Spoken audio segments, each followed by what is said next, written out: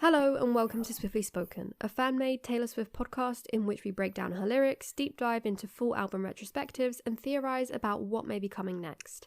As always, we are your hosts, Lisa and Cameron, and in this episode we're going to be giving our initial reactions to Taylor's The Eras tour. We're going to be talking about our favourite details and rounding up our initial thoughts after opening weekend. Just to give a quick disclaimer before we do go into this episode, we are recording this shortly after watching only the first two opening nights of the tour, and we're going to be discussing our very initial general reactions, chatting a bit about everything. However, you will be listening to this episode after the Vegas dates, so if there's anything that we don't mention that Taylor changed about or really did something spectacular on those Vegas dates, bear with us, we will get to them. But for now, we're only going to be talking about a more general view of the tour from the first two nights. Once the tour is more established, we're going to be doing more specific episodes centered specifically on like the set list, the outfits Taylor wears and changes about, and also of course the surprise songs. We will also be getting around at some point to speaking about the recent Taylor's version releases and also the leaks. There are a few songs that we really do want to discuss, but for now there is a lot going on at the moment, so bear with us as we firstly dive into a very general chat about everything we loved about the Eras tour. The first thing to start off this conversation is that even before Taylor even sets foot on that stage, the countdown to her appearing is absolutely so amazing, like Midnight's themed, and also the song that is playing in her playlist, the pre-tour playlist, is You Don't Own Me by Leslie Gore, which is such a specific, it's well chosen. Yes. She knew what she was doing when she chose that song. Oh, yeah. Oh, 100%. It couldn't be more. You've got my past behind glass, but I've got me. Exactly. Yeah, she made a statement. It's like with Reputation, like Bad Reputation was like the kind of yes, like the final song of before. It's like, it's so, Taylor always picks them specifically because, you know, she wants to say something and she couldn't have said it more clearly with that song. Yeah, I really did enjoy that. I like how she always pays attention to so many small details, and that is exactly what we're going to be talking about. There's so much to discuss with this tour, but the way that Taylor always attends to those tiny details, it just really makes the difference. It really does. And yeah, that countdown and then into the kind of clock is just so, there's something about like tour openers that they're just so clever at like making you just so insanely hyped. And yeah, she couldn't have done like a better job. Like, it's so cool. I just love it. And the opening of tour is just perfect. And what I really love about the kind of opening is that we kind of start where we should have left off. Like, we start with the Lover era, which obviously we should have had the Lover Fest, and that would have been where we had left off. So it's quite nice to kind of start with that. Yeah. And I'm glad that Lover did actually kind of open the tour, because it just worked. It was just quite like poignant in starting with that. It really does make sense, because I saw some people talking about also how the start of the tour is at like sunset kind of time, and that is what she wanted to do. She imagined Lover as she wanted to be in field. Yeah, she exactly. did. Didn't she wanted to be in fields with sunsets and precisely. So I do think that the placement is perfect for Lover. It's a really, like you said, it just picks up where we left off in terms of touring and what was going to be next at some point. Yeah. And it's a really nice way to give a big massive nod to the album and you know, introduce us into this organizing the set list through eras.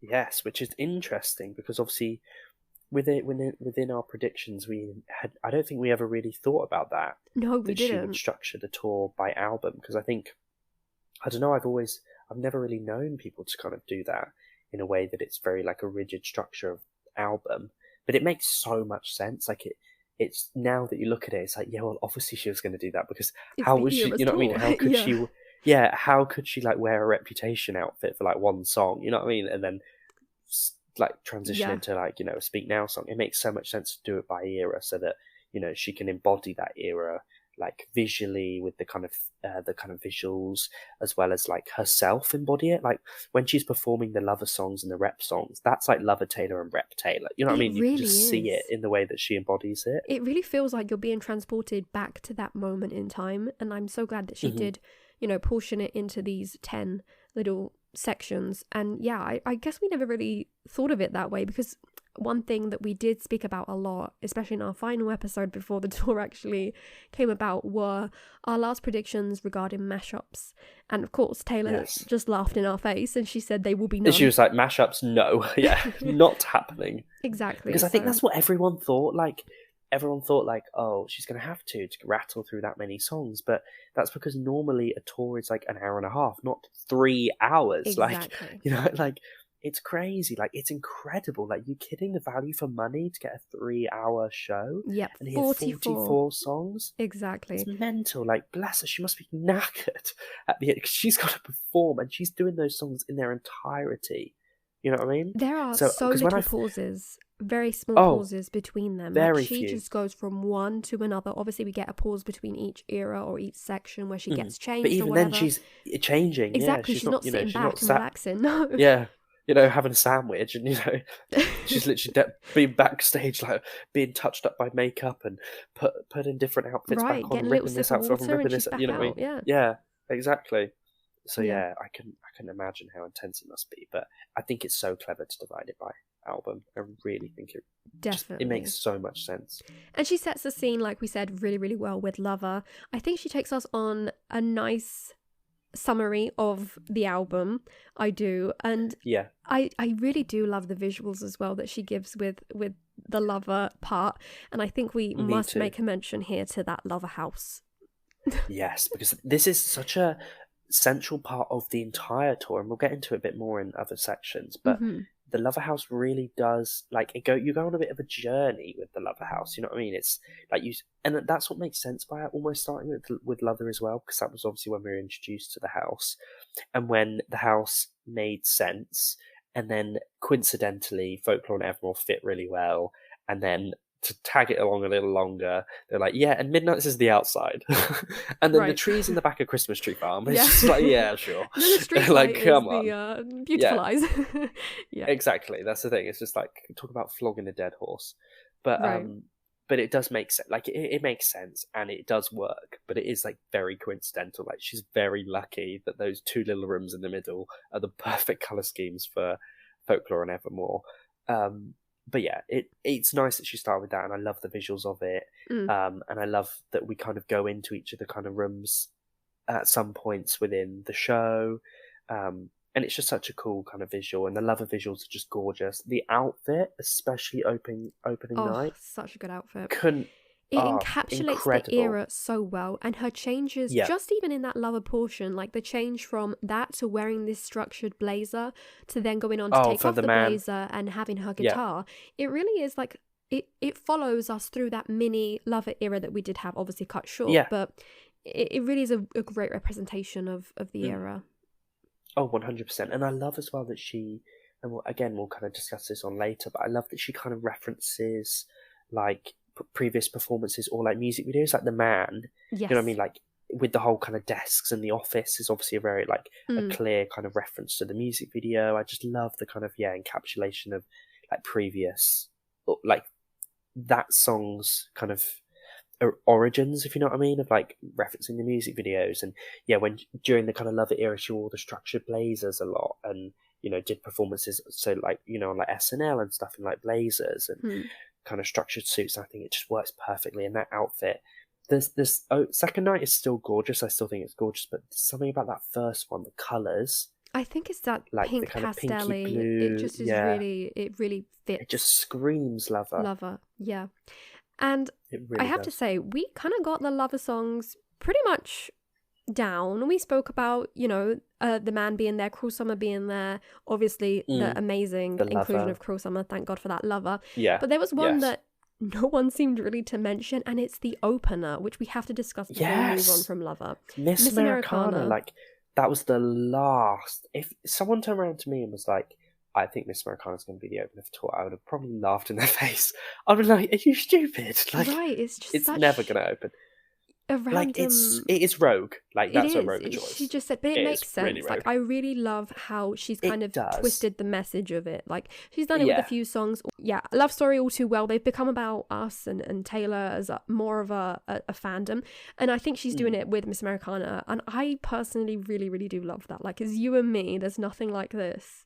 Miss it's been a Americana, long which is time her. coming. Yeah, it fits for Yeah. me. Yeah, no, it does make sense. It is a strange opener, and I'm still not too sure how I feel about it, because I don't think it's got that bombastic Right, I guess opening, coming off the back like of Ready for It, it's Ready hard to for It, compare. Welcome to New York. I don't know, you know what I mean? Mm, But it works perfectly. It makes total sense. I think it's a good opener, especially for the like Lover section. definitely. And as Lover is starting, I think it makes sense. Cruel Summer would have been a cool opener, but the lyrical kind of just the It's way not that they do it with like it's been a long time coming. It's you and me. I think that is really clever. Like I do think it makes sense. It's a totally rogue choice, and it really is. would have never seen that coming from a million miles away. But I do think that it does make sense realistically. And the only thing that with the Lover, I do wish that like Cornelia Street or Death by a Thousand Cuts had maybe seen the light of day as it after Miss Americana is basically the singles other than me. It is. It really is, which we did kind of, I mean, obviously, we did kind of mention we didn't really care too much about You Need to Calm Down and The Archer. Yeah. But I get it. It's the big singles. It's what it would have been. So it does make sense. It does make sense. Like I said, we will be getting into all of the set list much deeper as the tour goes along, because we do want to see how much she changes or how much she doesn't change. But after we go into Lover, we then move on to Fearless, which this tour is very much whiplashy because we're going from one thing to another. Like, especially the transition, one of the transitions, which we'll get into, Evermore to Reputation, is just absolutely crazy. But moving to Fearless, I loved this section. It is, especially on that first night with that dress. Oh, it's so... the nostalgia and the fact she comes out of the Fearless room from the Lover house. Yeah. Oh, I'm Fearless, the song. Like, some of my top favourite Taylor songs are really random. Well, they're not random, but some people like that's like weird. Is Tim McGraw, Fearless, Sparks Fly, All Too Well, and Betty. They're like my tops. Okay, so she served for you at the tour. Yeah, so...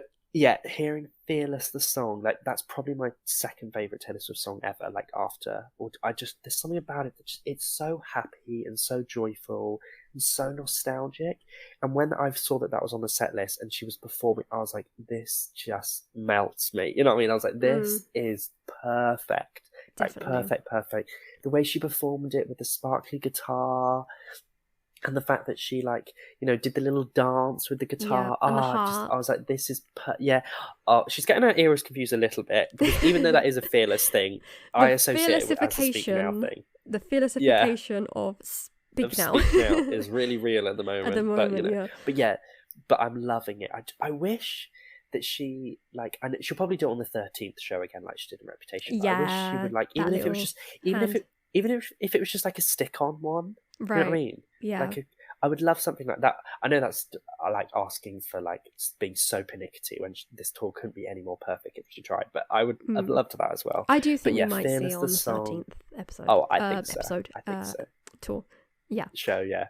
I do think so. But yeah, Fearless, the song, and then we have Love Story, You Belong With Me. Again, just perfect. Surprisingly not mashed. No, which is interesting. But I guess she has kind of set a precedent that she is not copying what she's done previously. Anything.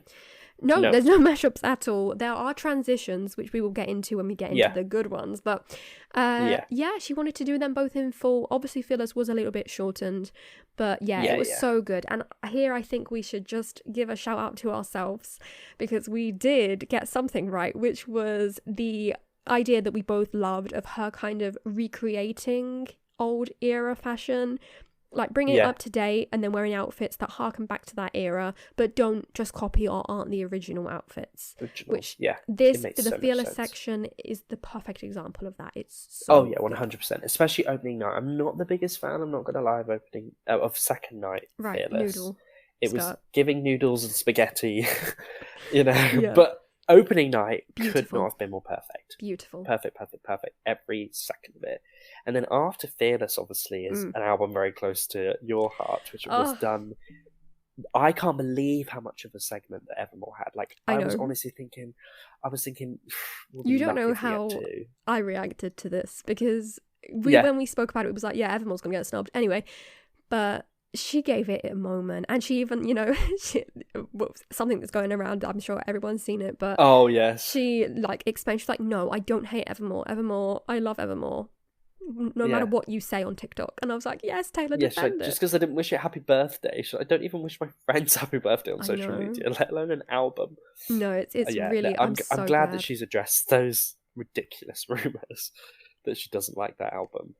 I'm Because, glad, and I mean, it's and it funny, just it is shows. really funny, and I think It it's is funny for her hilarious. as well, but I'm Yeah. so glad that she gave it a real moment. Like, And the she Evermore gave songs Folklore as a well. moment, and she gave Evermore a moment, and I'm so glad, because, like, Oh yeah. Evermore lives in Folklore's shadow, so Oh yeah. we went into the Oh woods. yeah, 100%. 100. And the fact, the trees come out, then the little willow section with like the capes, again, like a direct reference to the music video with like the weird little pumpkin-y light ball things, and it's just like perfect. Then obviously Tolerate It. I know, and I Like, love how much like, I don't want to say like it's like a musical or as it's a like play, theatrical. but it is like It is, theatrical, yeah. right? Yeah. Yeah, it is. 100% the way that she like acts it out, that whole song. I would have never saw Tolerate It on that set list. Like, I would I have know. never have guessed that. A lot And then of them obviously the from roguest Evermore. of them all. 'Tis the Damn Season and Marjorie. Marjorie, Marjorie is like the roguest. Amazing. But what I think is quite nice is that, and I saw this on TikTok, a girl that went said that she felt like the Evermore and Folklore sections was like the songs that Taylor wanted to sing. And it was like Taylor's hour of the tour. You know what I mean? Like, even though the fans want to hear those songs, it was almost like the songs that she really loves and really wants to sing, and you could see the emotion in some of those songs when she was especially with performing Marjorie. them. And I'm really glad Marjorie, that she did choose those kind of like deep cutty things. Yeah, it is. Really Yeah, I'm glad that she did as well. I'm surprised. I honestly did not see it coming, but very surprising. The Evermore section is gorgeous. The dress is perfect. Champagne Problems for You, which is one of your favourites from Evermore. Yes, so that was, I thought of you, I was like, yes, you will be living. Oh yes, 100%. When I saw that, I was like, oh my god. And 'Tis the Damn Season, to be fair, is a fave as well. You know what? With 'Tis the Damn Season and Willow as well, she has pumped them up. Like the music behind the Evermore Folklore songs. Yeah. I don't know what they put in those, in what the band have done to those songs, but they are like on another level of production in terms of like, because I know that we mentioned before, like we were thinking, are these songs going to fill a stadium? Like, they're quite quiet and quite reserved, some of them, but no, they fill that stadium, those songs. Like, they did an incredible Willow, that job. like pumping of the drum in the background is so good. Like, it really does for me. You know how much I go on about the Willow Grammy version. When I saw this, I was like, yes, we have got the full good version of Willow. It's so it's exactly really, really a more good. Intense stadium. Definitely. No, perfect. Evermore section, it's just perfect, like amazing. But the most roguish thing about Evermore is what it merges into. It's so much whiplash. It's so much whiplash. It's just like, okay, so are you ready for it? Tolerate It into Ready for It is the craziest transition that there is. But God, is that rep section good? Listen, oh my God. She knows how to perform Reputation to a T. Oh, yeah. She really does. And she proved that on this Eras tour. And I'm so glad because, again, we did speak about how we thought, will Reputation... It would potentially be snubbed. Yeah, we were really worried. We never thought Look What You Made Me Do was going to see the light of day again, and she brought it. No.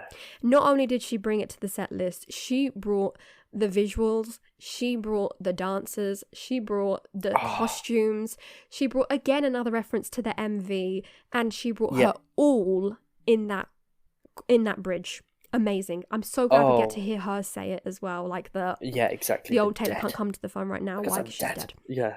And she screams it. No, so perfect. Good. It's perfect. Like that whole section, Ready for It, the choreography and the outfit. That couldn't be more perfect. Honestly, that's like one of the best Reputation. It like, really is. I think it's more is. Reputation than the Reputation tour. The snakes. It's just really, really good. And it kind of references the kind of opening night one with the kind of cut, like, because it had like cuts in the arms, didn't it? With the kind of like missing leg and then like the missing arm. I think it just works perfectly. The snake going all up it is just perfect. It just, the Reputation section is just so good, and the visuals and the stage. You haven't really even mentioned the stage. The stage is so versatile. It really Like the fact is. it kind of comes up and down, and we have trees and cabins and Yeah. all sorts of stuff. And what I really It's like, so cool. which we'll get into that at a certain point, is that she's made the stage part of the act. She really has. Like, Yeah, there's been a lot of work on the visuals that are playing in the background, but not only that, but a lot of thought put into everyone watching from every angle. Because it's true that I've seen videos from people in the pit, or on the floor, should I say, because there isn't really a pit, but from the floor, and they can really, see her up close, which is an amazing experience. But it's only up in, the bleachers can you see how the stage is interacting with Taylor and the dancers, and how at every point, Delicate, for example, when she's stomping on the ground and you see these cracks break into the stage, which I hadn't seen until I saw a video of someone who was further up and could see all of that. Works really, really well. It really does. I saw there was this lady that on TikTok that she went. So opening night she was the floor, and then second night she was like up in the. Or it might have been on Instagram, I can't remember, but I saw someone. Yeah. And they were saying that obviously, if you can afford it, but to recommend doing both, but they're totally different experiences. Like being on the floor is incredible because you're right up close. You can see the theatrical element of like what Taylor and the dancers are doing, but you do miss the larger kind of visuals that are going on. The lights. Because you can't see the lights and what's being projected onto the stage and things like that. And I think that and then obviously, all the kind of the light up, because there was like heart shapes and apparently like snakes going through the crowd again, which is just perfect. So I think that, again, just like Reputation, where they did an incredible job of making, the nosebleed bad seats more exciting, they've definitely amped that up even further with the I really love that, tour. and I love that Taylor always makes sure that she mentions, I can see everyone so clearly. Like, she makes sure that everyone feels seen. No one feels left out, Exactly, and that they're also able to see her just as much as she can see everyone else, which is great. Before moving on to the next section, though we did get the mashup prediction pretty much wrong, there is something that Taylor does a lot, which is transition from one song to another so seamlessly. And I think one of the absolute best transitions throughout the whole tour is Don't Blame Me into Look What You Made Me Do. It is top tier, like, insane transition. Don't blame me for what you made me do. It's just so good. Like, and then she goes, it's just so, and then it's the Reptor version of Look What You Made Me Do, like the it's so good. Like, not only is Don't Blame Me incredible, visuals incredible, vocals incredible, everything, that merging into Look What You Made Me Do just makes Look What You Made Me Do so intense and so cool. And then the fact we get all the old Taylors like caged up, like perfect. And then all the old Taylors kind of visually on the screen. The effort that they put in for the visuals of this tour. So much effort. Taylor's visuals have always been gorgeous. Like, I think of like Clean on the 1989 tour and how incredible those visuals were. And then some of the visuals across the Reputation, like, stadium tour, when you think of like her in that throne, Why She Disappeared, the throne, then the Why She Disappeared poem, like they're always top tier. But this tour, there's like an extra, of just like, I think because they've really built it around it being like stadium and massive, and because the stage is so big, sometimes I do feel like Taylor would get lost if there wasn't larger visuals going on. Definitely. You know what I mean? Because obviously if you're up in the gods, you can just see this little dot wandering across this massive, insane stage. Whereas like the visuals that they do just make it so much more encompassing, and you feel so much more a part of it. And that is just perfect. And then the old Taylors, so cool. I just can't. It's again like a reference to the music video. It's love it. Then she leads us into Speak Now, and I know that there is a lot of debate about this little section of the tour. Yes. So from Speak Now, when we spoke about Speak Now, we always said that we never thought that, things like Mine would be there. We did mention at least 2 or 3, though.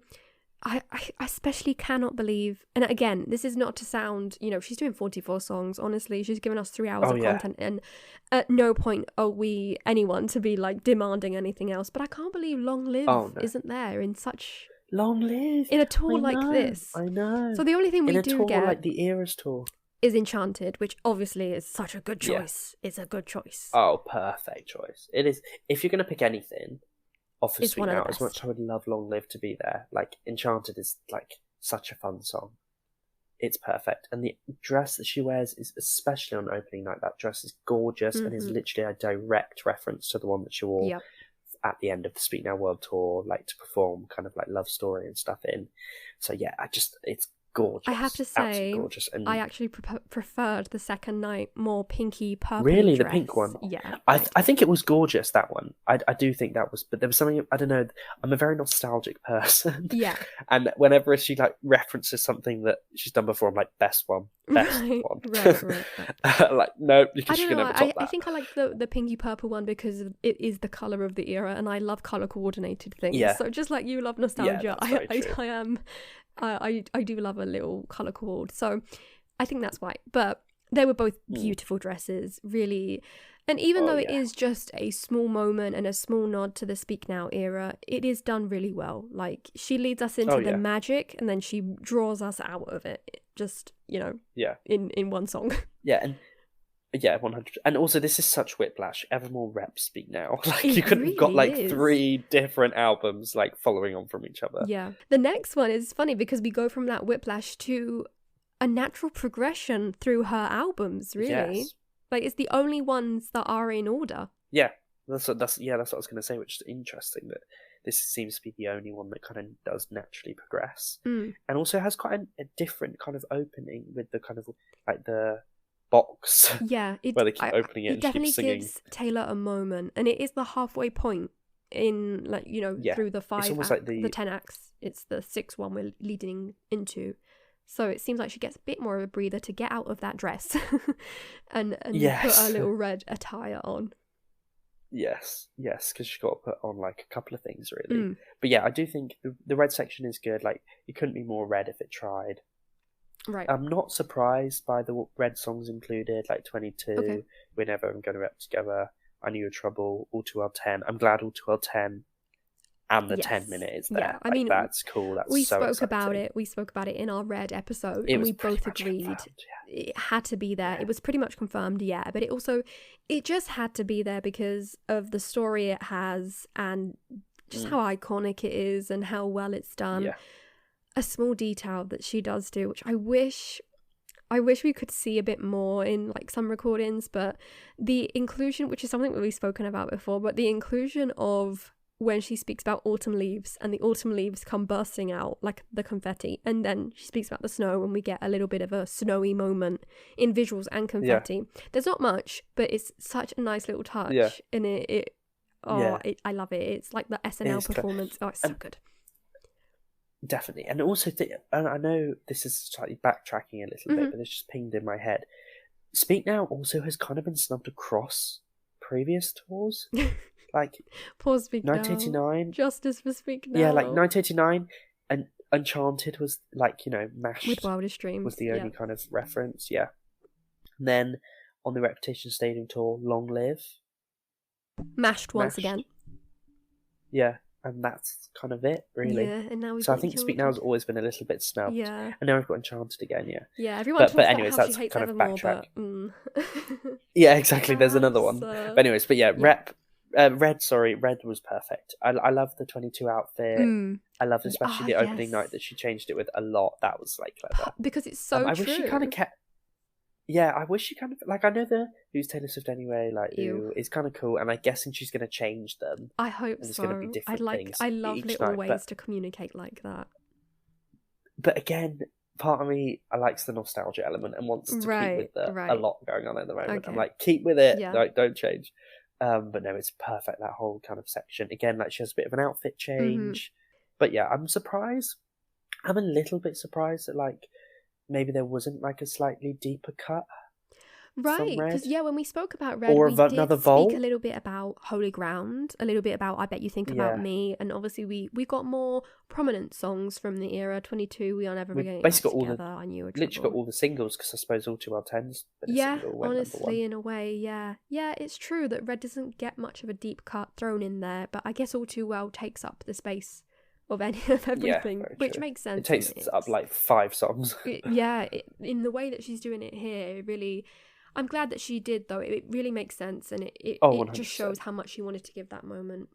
What I love about the red section as well is that she really shows us how clever she is at using different, like she's wearing one piece throughout the whole section, you know, the one like bodysuit underneath, but just the way that she layers certain pieces make the outfit so different. So obviously she's wearing that very iconic t-shirt on top that unzips. She goes into the section where it's like, and it does look like the original red tour era black shorts that she used to wear and the little red t-shirt, which is so perfect. She's wearing the shoes that, you know, are very similar to the era as well.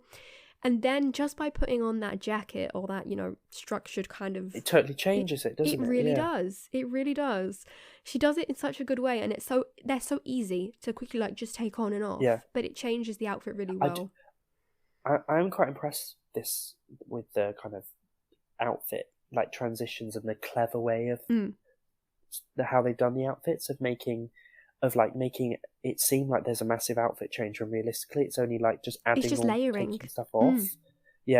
And whereas before all Taylor's really done with layering is just have a totally different outfit underneath, right? So like with the Reputation Stadium tour, like the delicate Shake It Off dress came off, and then she had the kind of like for snake quickness, really. Bodysuit, but whereas this time I quite like the fact that within the eras themselves there's clever things that they're doing to just make it seem like there's loads of different outfits when actually there's kind of only really one. In all honesty, she could have just worn, you know, 10 throughout the 10 moments and then that's it. But in the moments themselves she does layering, detailing that make it even more detailed. Like she really shows, no, now we're in the moment of the red era of the 22 video.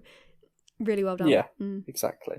Perfect. And then next, obviously, is Folklore, which is an incredible section. I love the fact we've got the mossy cabin.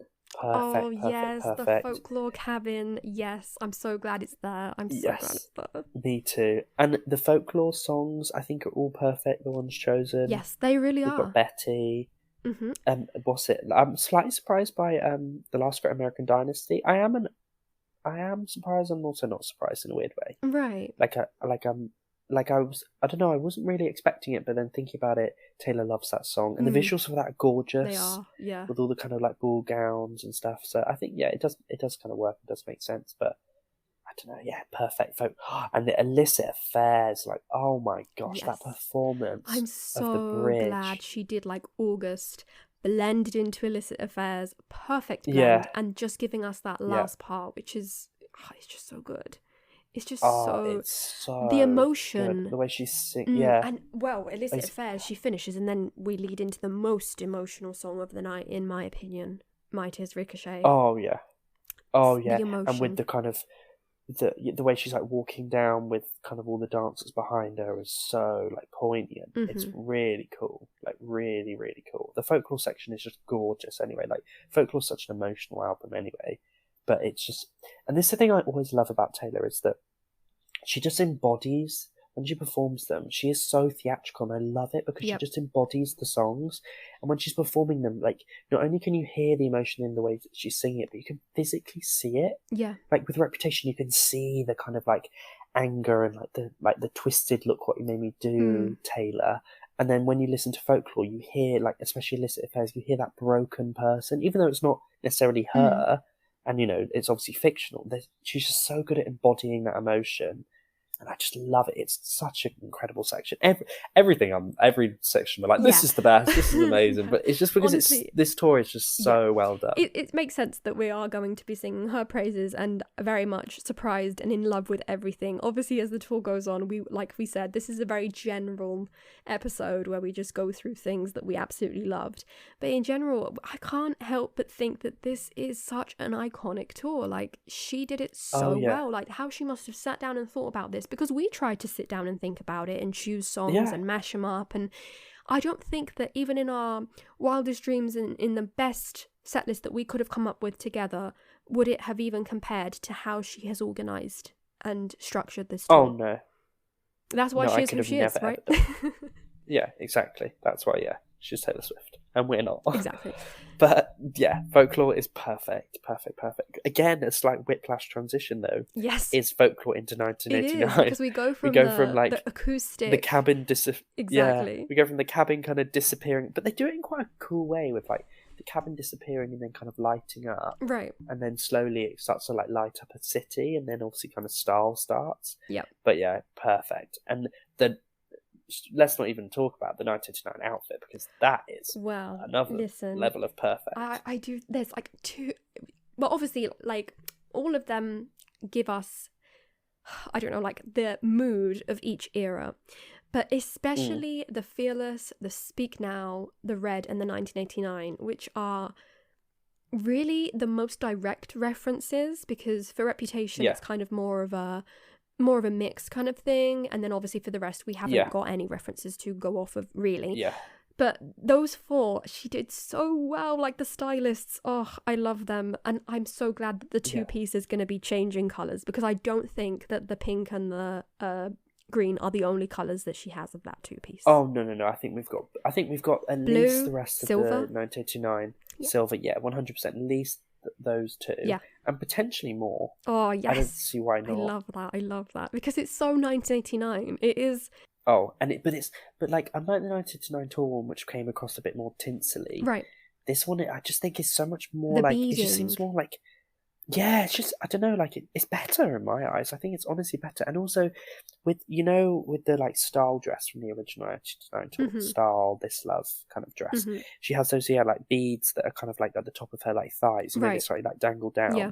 This has also got that. So that's the thing. It's like not only is it a direct reference, but it also encapsulates other parts of the, you know what I mean, like other outfits. Like it's just perfect. I just think it works really well. And then that's not even how iconic the fact she brought back the golf club. Oh my god, I've forgotten about that. Yes. Oh, she just hits on all of those iconic big moments that us as fans and people who just, enjoy her music and enjoy her touring and enjoy her MVs. She just took all of those really standout moments that are recognisable and made them just better. Yeah. So yeah, exactly, and then the fact the dancers are like smashing up the car with the golf sticks, behind, below her. It's so clever. It's just, and then even in Blank Space, all of the, to be fair, there's all the there's loads of tailors in like different outfits doing the dance along with her. So potentially those are the outfits, from right? Videos I haven't seen. Yeah, I haven't seen like them in, because obviously the videos you've got at the moment are for like phones and stuff, so I haven't really looked very closely at what they are and if that's realistic. I believe there is, because I believe that the first night I was watching I kind of did make out green. I also made out blue.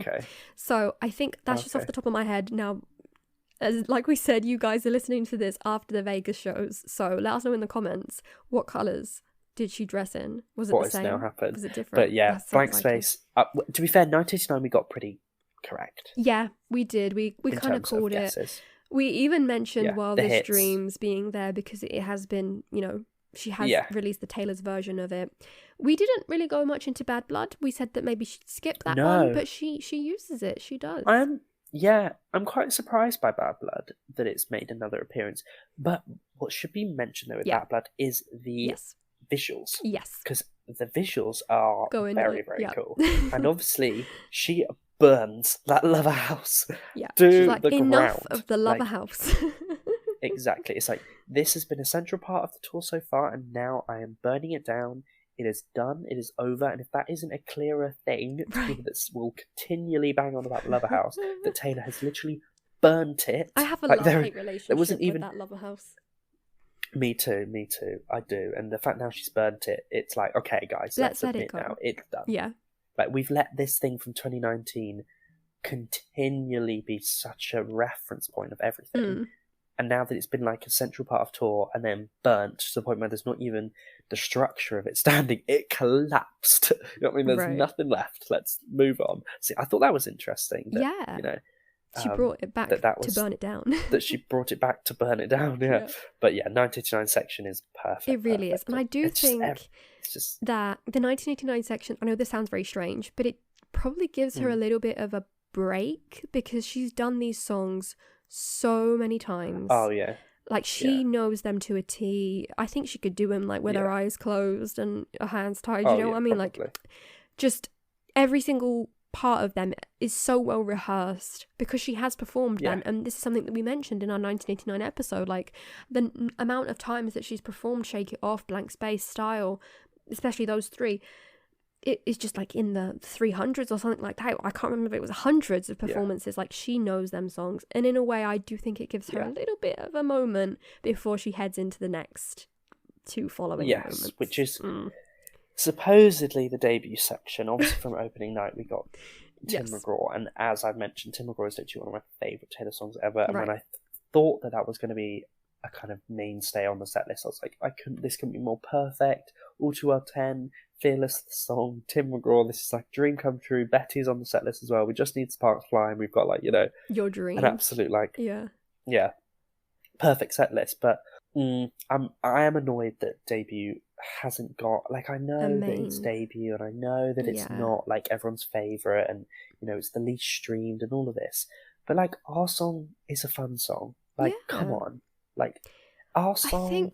I think it's, I don't know, I even like Picture to Burn, like, we've not have done, like, even on the Reputation Stadium tour, like, we should have said no. I know, like, come on, like. I don't know, I really don't know. I guess she is thinking it's such an album from such a long time ago.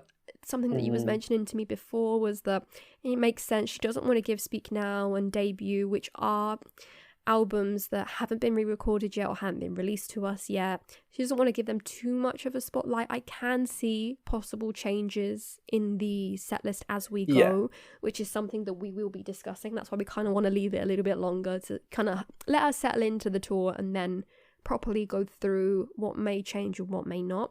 But I understand why a lot of people might be a bit sad that debut doesn't seem right now to have like a mainstay moment, because on the first night obviously she did sing Tim McGraw. On the second night she gave us that beautiful, honestly I can't complain because it was State of Grace, which is up in my top 5. You love, so I was like, she's giving us State of Grace on the piano. Exactly. I kind of got over it quickly, but I understand, and I do hope that we get at least more nights with piano or even surprise moments that are from debut. Me too, I hope so. But what's interesting is obviously even with that outfit, that kind of the dress that she, or the kind of dress that she wears obviously is at the same colour as the 1989 outfit, so she puts it over the top, which is interesting. So that I supposedly definitely would be changing as well. Because I was thinking, because obviously again one of the strange things from the tour is obviously her diving into the stage, which was such like moment. I couldn't imagine what it was like for the people that watched it for the first time. Like, that must have been like, what a moment. Earth? Again, this is it, the such visuals, cool the way visual. she surfs, like diving, and then to see her swimming underneath the stage, like, she had to go and record that, you know what I mean, in like all of these outfits. That's what and stuff. Amazing. That's what I was thinking, like, how many each night are they I'm wondering if one night they're going to get the colour wrong of the dress, you know what I mean, and she's going to die. Oh my god, like, they've got to make sure that they've got all the colours. Exactly, like, it is perfect, and the visuals, that just shows again how great the visuals are. And obviously this is we were correct with the surprise song kind of section. Yes, we were. The acoustic section. But like I said, I am slightly disappointed with debut because again, I do have debut does have a bit of a soft spot for it. I know. Because one, it's not a bad album anyway. It's a pretty solid album. Yeah. And two, like, I don't know, for me it just has a lot of nostalgia. A lot of nostalgia, and just like it's where she started. Like, I think that it would be a shame not to, especially when it's part of the merch. Like, I don't know. I think maybe it's just me because I'm just being a bit. No, I get it, and I understand. If I was, I do love debut, but if I was more of a debut stan, I understand like the sadness. But we'll see. Let's not, like I said, judge too. I think she might see people kind of being a bit sad about Speak Now and debut, and we'll see what happens. But either way, at least we did have a moment with Tim McGraw, which was, for people who were on that opening night, that must have been really, really magical. So for us right now, we only really have those 4 surprise songs that Taylor has performed. Obviously, we've spoken about like debut not really being part of the set list because Tim McGraw was changed to State of Grace. And other than that, we've also got Mirrorball and also This Is Me Trying, which are both songs from Folklore as surprise songs. Yes, which is interesting. I thought that as well. I thought, that's interesting that back to back she's kind of picked out 2 Folklore songs. Because I'm guessing the kind of her aim would be to not really duplicate too much. so that she covers, you know, quite a large majority of her set list across, her discography, sorry, across the tour. So I thought that was interesting that she already picked out 2 Folklore quite early on. So I'm intrigued to see what, you know, is going to appear. Yeah, and obviously by the time that this episode is out, once again, you guys will have seen, and we will have as well, of course, the Las Vegas stops, so we'll have double the amount of surprise songs at this point. So yeah, do let us know what you think of the new surprise songs. Are they more from Folklore? I wonder. Or will she go around, you know, bounce back and forth between eras? The one that I want to hear the most is Happiness. What about you? For me, it's Come Back Me Here. Okay. Can you imagine if we get Happiness and Come Back Me Here, just randomly, this Saturday? Dream come true, actually no, because I want her to save it when she eventually comes to London. Oh, okay. So no, I do not want her to perform it purely out of selfish reasons. I kind of get that as well. Maybe not then. Yeah. Exactly. And then Tied Together with a Smile, I know it's Rogue, but that's me. Yeah, that's the point of this section though, right? She said, you know, I want to go Crazier through the you know, surprising. Again, she's never performed Crazier, but that would be a dream. I would love Crazier. I'm trying to think what other things I would love. Like I've always been a bit of a lover of the deluxe Speak Now songs. I don't know why. So I'd love Superman, and I'd love If This Was a Movie. I know they're not overly popular. Fearlessification of If This Was a Movie. Yeah, yeah. We will eventually get into that because I have a lot to say about that, good and bad. Yes. But yeah, those are kind of be the ones. I don't know. I just love the kind of deeper cuts off of the country album. Oh, then King of My Heart. I think we talked about that. Yeah. Kind of off. Yeah, we did. Yeah. The podcast earlier, we mentioned about King of My Heart. So yeah, I think those kind of ones I'd love. Basically all my favourites, really. I know, selfish as ever. Cowboy Like Me. Are you kidding? Cowboy Like Me. Yes. I'm remembering all that. Yeah. Out of the Woods. You're on Your Own, Kid. Yes. Oh my gosh. The list never ends. Why is that not on the set list? Like, why not? That would be so cool. But anyways, yeah. Let us know what you guys would want to hear. Because I'm sure, just like us, there's a lot that you want to hear. Yeah. Even though we've got 44, we've been so spoiled. Like we have, and yet we still ask. We're such little brats. We are. Yeah. We're such little brats that have been like, I really want this song, and I'm so annoyed that it's like she's done 44. Like the poor woman, she's probably shaking. goes home and she's is going like, home like, I need to sleep for 2 3 hours. You know what I mean? God, I can barely I couldn't do it. Go for a walk for 3 hours. I don't even think I'm going to have a hard time even being in the audience for such an ordeal. Yeah, exactly. Yeah, I'm like, I need to, sit down. Yeah. So yeah, I don't know how she, bless her, does it. So yeah, but fair play. I cannot salute that woman enough. Like, honestly, she is just insane. So yeah, it is being very pernickety to start being like, I really want to hear this, but I do really want to hear those songs. And to cap it all off and to round off the performance, which is so good, again, so well placed to have Midnight's in last place. It makes the most sense, and it is the way to go out on a bang. It really is. We have the final act, which is the Midnight Act, and within the Midnight Act, she opens it up with Lavender Haze, which we did mention we thought was going to be the opener. But it was the opener, just of the Midnight section. For the Midnights, yeah. Yeah. It makes sense. But the visuals, talking about visuals, yes. Lavender Haze. And the Anti-Hero, which is directly after. Yeah. They're like MVs, all on their own. Yeah. Just the visuals. Exactly. It's crazy. Like as if the Lavender Haze music video wasn't gorgeous enough. Exactly. Then, the visuals, I'm like, God, I was like, could be part of the music video. Like really good visuals. Yeah, the visuals for this tour are just such a step up. And yeah, Anti-Hero is so fun, and she's so unhinged when she sings the bridge. Yeah. I'm not the biggest fan of the clothing. The initial clothing for Midnight's is probably my least favourite. I feel like the Lavender Haze furry coat just looks a bit big. I always think, is she not sweating? Or, because that's so much layering going on in that moment. There's 3 layers going on, which is the underneath, which is one of the best outfits of the tour in my opinion. Oh, yeah. One. Oh, it's so good. And then she's got the t-shirt, and then she's got the massive puffer jacket thing, and I'm big fur coat, yeah. And it's massive in comparison to what she wore on the music video. It's so much. She I know that she mentioned, Blue how she said that, that it was Blue Bear crueling. That's why they didn't wear the furry coat when she did the crueling section. But she kind of does look a little bit like a bear in that. I'm She not does. the biggest fan, I'm not going to lie, of that and the big t-shirt. I don't know, they just, for Mm. me, they don't scream Midnights for me in the way that I the think it's under just a one does, way the to, bodysuit does. again, do like a transition within Yeah, an already like established act, you know, the final act, just like she did with Red, Yeah. again with layering, which she does pretty well. And then we get yeah, another layer when she goes into the last part of the tour with another, you know, shiny jackety thing. I don't even know how to describe Yeah. that sparkly thing that she wears at the end, but yeah, she does a lot of layering here again, and I understand because it's really not structured, that t-shirt kind of thing that she is wearing for Anti-Hero and the first part of Midnight Rain. But I can see what you mean, but I kind of like the silvery one. I thought it was a nice little shiny moment.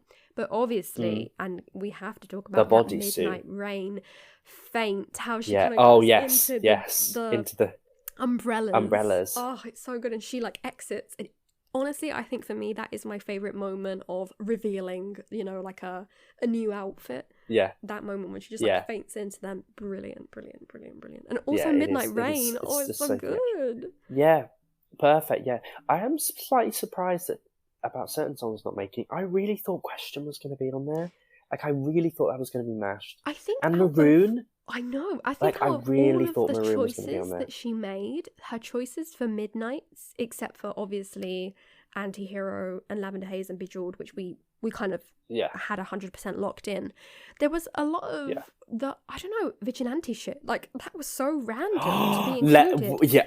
However, let's get into that. Yes, let's get into it. So, how are you feeling about vigilante shit now you've seen this, Cameron? Well, I've never been vigilante shit biggest fan. I'm not gonna lie. Like, I like it, but I'm not like, you know, a diehard fan. But that performance is on another level. Yep. Like, it is insane. Like, I've seen lots of people. I'm not a big musical theatre person, so I don't really know, but apparently it's like a direct reference to Chicago, and there's like a section in Chicago. But just I don't know what it is referencing, but it is incredible. Like, the way that the stage lifts up and down with the dancers, and I can't imagine people's reaction that first night. Like, they must have been like, the shock when Taylor like drops onto the chair like that must have just been like, oh my god. It's like, I've seen so many people now being like, I liked vigilante shit before the Eras Tour performance, you know what I mean? Because so many people like now appreciating it. No, I'm so glad that she did give it a moment, and she gave it such a bombastic moment. It sounds really good. She performs it so well. It's so lethal. It's like, oh my god. No, I'm scared of this Taylor. Taylor's back. But with like more of an edge. Like, she's even, you know, she's more like spicier than she was back then, if that's a thing, you know. So no, I am glad that she gave it a moment, but it's such a crazy choice in comparison to we mentioned things like Question, like Maroon. I don't know, like, obviously she couldn't include everything from Midnights, but I am glad that she did shine a light on it, just in such a unhinged it's such a cool way. One of the coolest performances, like, generally so cool. Like, it's just so, like, I can't even describe it. I was in shock when I saw the videos. Oh my god. Yep. But that outfit as well, like that kind of the Midnight's bodysuit is one of the most gorgeous ones as well. It's perfect. And what I'm loving as well is all the designers and creators of all the like eras outfits are like showing all like the behind the scenes, them making them, and you get to see all the kind of detail of them a bit more, and how much like just how much detail these outfits have. You would not imagine how detailed they are. Yeah, definitely recommend having a look at Taylor Swift Style. She always puts up everything, or just in general going to Joseph Castle, who is Taylor's stylist, and looking at, you know, all of these different houses and how they've designed these amazing pieces and amazing outfits. They're so detailed, really detailed. Like the beading on that jumpsuit for Midnights is insane. Oh yeah, and then even like the Speak Now dress.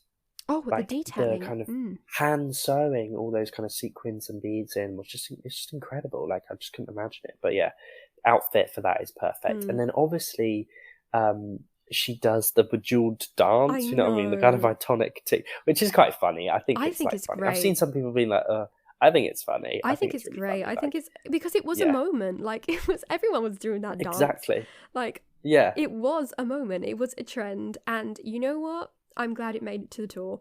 Because everyone's going to do it I think in it's the funny. audience anyway. You know what I mean? So Yeah. why Yeah, not? 100%.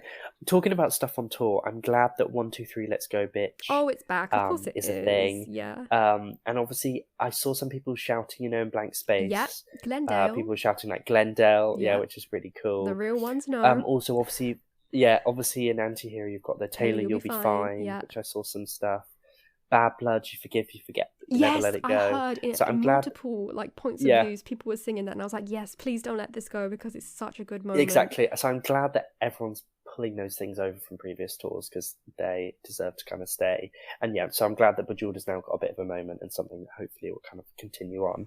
But I guess then we close the tour with Karma, which is... How are you feeling about that? When we did discuss what we thought was going to be openers and closers in our last episode, a couple of days before the tour kicked off, it was a very hard decision anyway. Just like looking at the whole thing, we thought about maybe Long Live, but again, organising the tour this way, it wouldn't have made sense anyway. Yeah. And in a way, Long Live did have its closer moment back in the day, and it did have its moment of being highlighted. So I am glad it is from Midnights. I don't know, I want to say it is a good choice, but at the same time it's a really random choice, but it makes sense. It's like, ask me why so many fade, but I'm still here, and here is the proof. Here is each and every single one of my eras, which I will own at some point, and I earned my right to be here, and I'm still here. So yeah, exactly. I think it works perfectly. It's a bit like This Is Why You Can't Have Nice Things on the Reputation Stadium Tour. Like, it just has a feel. Certain songs just feel like closers. Yeah. You know what I mean? Yeah. And there's something about them where it's like, that's a closer. And it works really well with, I think it's the message she wants to communicate. And the message that she wanted to communicate works well with the opener and the closer. Like, with the opener, it's like, it's you and me, here I am, it's been a long time coming. And the closer is very much, this is... unfortunately a lot of stuff has gone on, thing. But here we are still, Yeah. No, I think it's perfect. I think it's a perfect way to close it, and then the kind of final outfit's a bit of fun as well. So it's so cool. I just can't imagine how incredible it must be to go to the show. I'm so insanely jealous of everyone that's kind of going. Yep. It's just perfect. Couldn't be more perfect if she tried, and I just commend her again. Like, I remember with the after the 1989 tour, I thought, how's she ever going to top that Reputation tour? I thought, how on earth is she ever going to top that? And here we are. And it's just like, how does she keep doing it every time? We always she just gets say better this and better. with every album, with every release. We always say, like, how can she still come up with such fresh things? Fresh ideas. work? Every album release, she's had a fresh idea. You know what I mean? Yeah. With 1989, she did the She's Polaroids. good with concepts. Reputation, we did the magazines. Lover, we had the diaries. Then Folklore, we obviously had all the different we have 8 versions of it. And then obviously with Midnights, we have the clock. It's just this constant kind of just so clever at just and that all thinking comes of something together new in something like this. Like, she's pulled it all together. Yeah. And like we did say, obviously there's a few moments of whiplash, but at the same time it's pretty seamless, like how we go from era to era, how it's explained to us, how she communicates through the songs, because obviously she hasn't got that much time to have massive big chats. I'm sure she will get chattier as the tour goes on, because obviously on those first opening nights you could tell she was a bit nervous. I mean, obviously you would be. She just wanted to get on with it and make sure it just hit all of the things. Exactly. And that's what's going to be fun. Obviously with this podcast, this is the first tour that obviously as a podcast we're living through. We will be kind of talking about and living through as a podcast. So it's exciting that we can kind of chat about all the stuff as we watch it unfold. We've got months and months worth of kind of content every weekend. That's what's so exciting. We're going to have Taylor content every weekend.